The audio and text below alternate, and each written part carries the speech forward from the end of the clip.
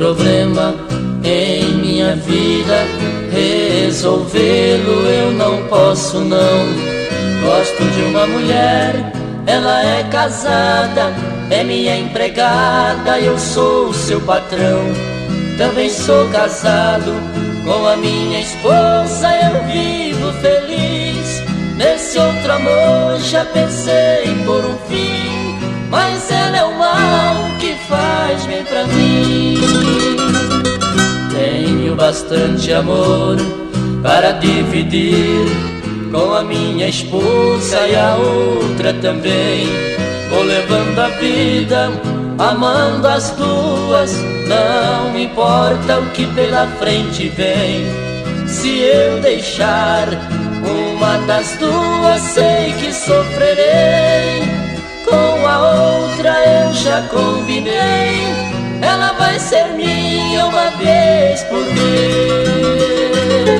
Não quero que intrometam, este problema é todo meu. Se estou certo ou estou errado, quem vai julgar é somente Deus.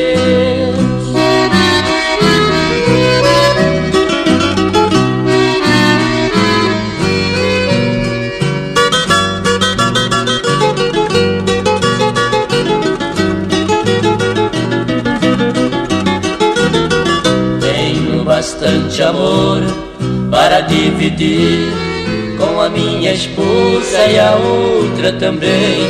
Vou levando a vida, amando as duas, não importa o que pela frente vem. Se eu deixar uma das duas, sei que sofrerei. Com a outra eu já combinei, ela vai ser minha uma vez por mês. Não quero que intrometam, este problema é todo meu. Se estou certo ou estou errado, quem vai julgar é somente Deus.